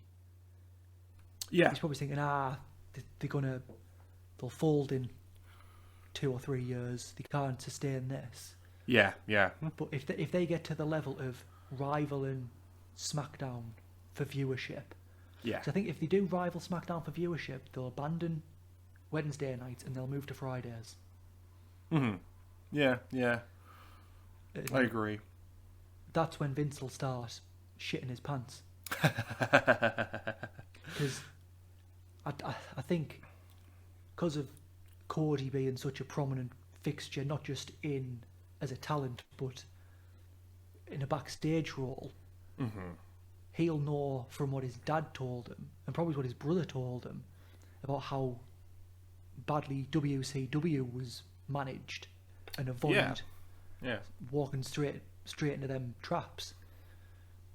So, if anything, Vince needs to pull his finger out now. Yeah. It'll be more difficult to get viewership when AEW is doing well. I mean, look at WCW, beat them for, what was it, 83 consecutive weeks? Yeah, the big 83 weeks, yeah. And how hard it was. It took putting the title on Mick Foley, which is something Vince never wanted to do, to beat WCW in the ratings. Well, I think with that you'll see the parallels here. Once Vince is back into a corner and sees, if it does get to a point where AEW is completely smashing like Raw and SmackDown ratings, I think once he gets back in the corner like he did in the 90s, that's when he will be more open to ideas and like what people can come up with other than his own brain, because that was the big reason why people like Vince Russo were given so much control. Like, say what you want about Russo, but he was at least the key reason why a lot of WWE's product turned around and went for that more edgier direction, which ultimately won them the war at the end of it, you know? So I think when he realizes that this company isn't going away and that these are your new main competition, and this is the first company since WCW to really kind of put the shits up WWE, I think that's when we will sort of see more radical change within the company to kind of show, because I think it will show that they're not iron tight. I think the fact that he's gone unopposed for over 20 years has kind of probably got to his head a bit about them being the only game in town, and now we're kind of seeing that's not really the case. Yeah, and I think now, especially with YouTube and streaming services, it's going to be AEW. Sorry, is just going to go from strength to strength, because they're going to sign more people from the indies who have that more of a following because of the internet. Whereas if WWE just brought some randomer in from the performance center and put him in the main event, no one's going to care. No, I agree. I mean, you already see it now. Like WWE and AEW are the main two companies that have some pretty big bidding wars to get some of the hot new talent, as well as some of the more older established ones as well. One of the big ones is his name. I think he's shown up in NXT UK now. He's a Brit wrestler. Is it Ben Carter? He did a few matches on AEW, and it like people were like amazed by him. He's like looking like he's going to be a future star of the business. And it was reported on that both AEW and WWE basically had a big kind of bidding war over like where he should go, and I think he's ultimately decided to end up in the NXT division. So it kind of shows that like there is already that competition there. Speaking of which, kind of my next thing I'd love to see out next year is the return of wrestling video games. Yes. I think one of the difficult things, I mean, say what you want about the WWE game series, it obviously had to go away after the train wreck that was 2K20. But given that we're in the midst of a pandemic, it would have been nice to have a new wrestling video game that was really good to kind of keep us entertained. So the fact is though, like, it's going to be good competition for WWE in that regard, because AEW's new game's obviously coming soon. They've announced that they've got another like show or maybe a teaser reel coming up on the 30th of this month, so it'll probably happen by the time this episode comes out. So I'm looking forward to seeing what the shape of wrestling video games will be in 2021. Yeah, hopefully WWE produce a good game, because we know they can with No Mercy and Here Comes the Pain, and yeah, even some of the early SmackDown versus Raw games.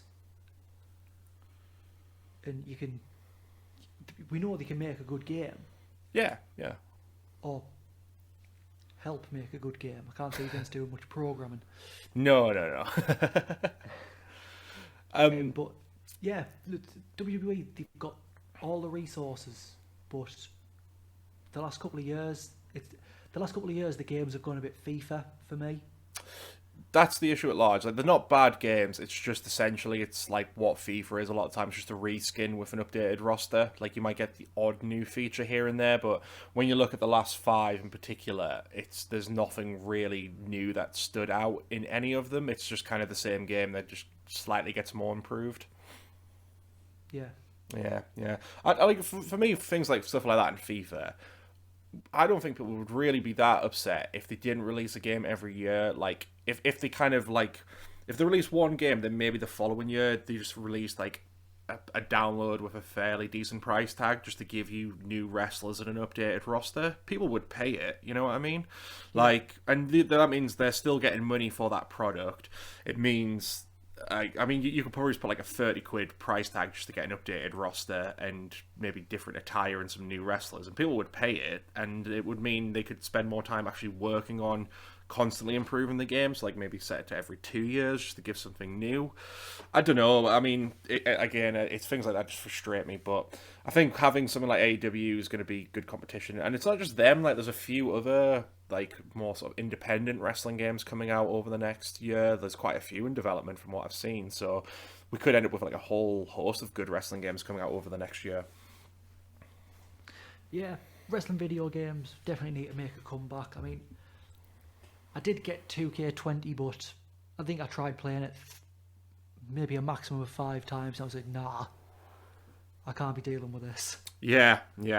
I mean, it wasn't just for that with how buggy it was. It was just when you actually, again, even if the bugs weren't there, it was just basically a slightly newer version of 2K19. I always loved playing it for the roster editions because they added more of the NXT UK to the last one. But yeah, I just want to see them try and bring back some old modes. Like, I think everyone wants GM mode. Like, bring that back, and we'll be very happy because you can sink so much time into that. Yeah. GM mode, a proper story mode for me. Yeah, it was good to see career modes back, but they weren't any patch on like how they used to be. I mean like where you pick a wrestler and play a story with them. Okay, yeah. Not like what did they change to the showcase? Yeah. The showcase mode, but like with an actual independent story, not just the Undertaker's WrestleManias. Yeah. John Cena versus CM Punk. Yeah, I could see that. No, that'd be really good. Things like that, I mean, that can just go a long way to giving people some value out of the game. But I think hopefully, like, the fact that they've had 2 years off now, and they did, like, right when they announced that, like, you know, they were taking a break, not long after that, they did a poll about what people would want to see. So hopefully they're actually taking that information and trying to give the fans what they want out of it. I think GM mode was like top of the list, so I imagine we'll see that coming. But yeah, hopefully they are going to take fans' feedback on board, and we'll get like something new and exciting, especially now that we're in the next era of consoles as well. So I feel like if they're going to come back, they have to do something that is going to wow on these new systems to kind of see that next evolution. So fingers crossed anyway. Yeah. Only other thing I'd want to see coming in 2021 is the beginning of the end for independent contractors. So we discussed this in our unionization episode. WWE in particular signed their talent as independent contractors, even though that awards none of the usual meaning and freedom attached to it. So if they're going to sign people, they need to get rid of that independent thing and have them as actual employees. Because I learned recently that if you work for WWE, say at like Titan Towers in like the office space, for example, you get health insurance, whereas the people who basically are the brand of WWE, the performers, do not get that, and that just seems like such a backwards thing. And again, I think you said it in the unionization episode, it'll be cheaper in the long run for WWE to make the wrestlers employees, because they could, if they pay the health insurance, because they pay that if a wrestler gets injured during a match, WWE pay for that anyway. Yeah. But if they just have them on standard health insurance, they won't have to pay a random excess or pay, because obviously a lot of people know about the cost of healthcare in America.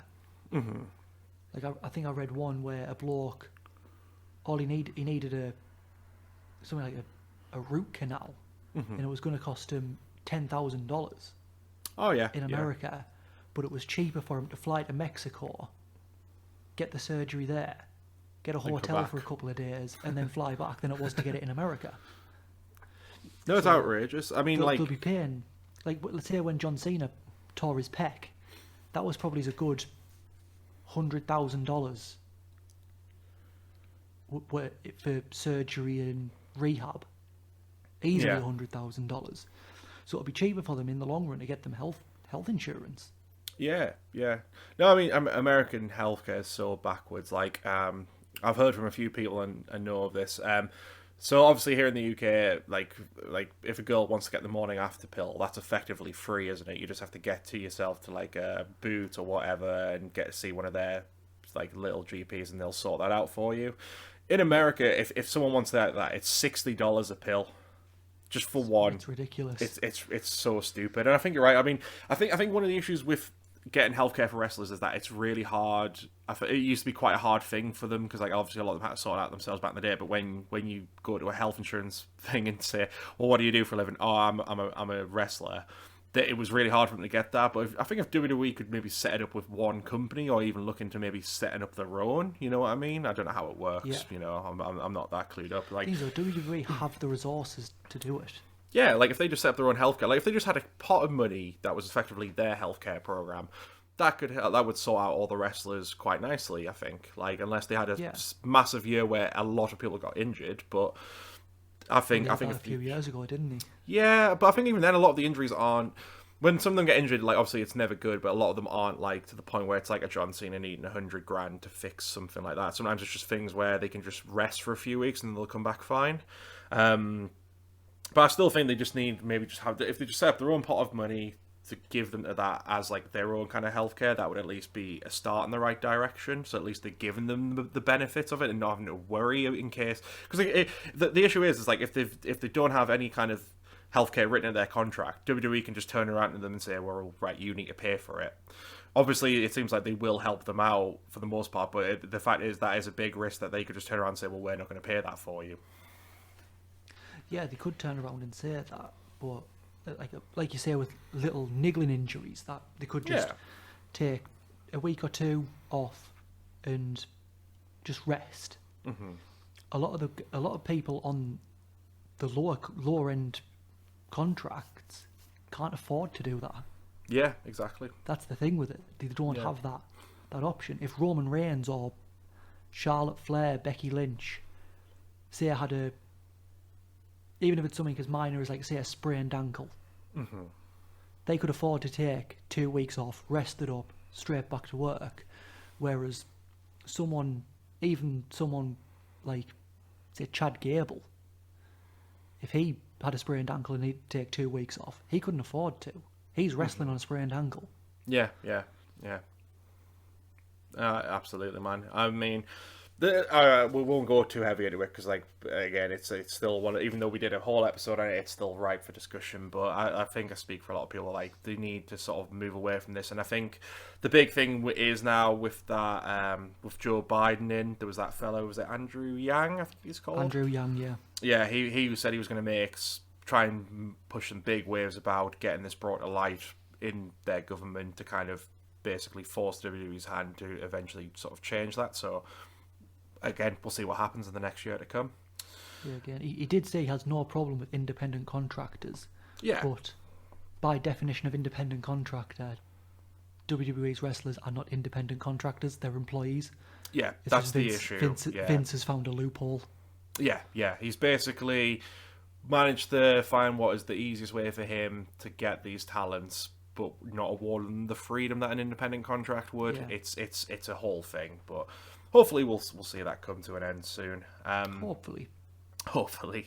Brilliant, mate. Well, I think that's going to do it for us, unless there's anything else you want to bring up.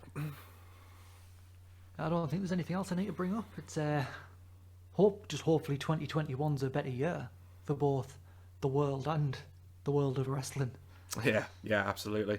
Again, it's been a year of darkness, and the thing is, like, a lot of people have been saying online, "I'll roll on 2021." I think it's kind of not I don't want to put people down and saying like we're not out the darkness yet. You know, a lot of things from 2020 are going to roll over into 2021, but fingers crossed they will improve as the year goes on.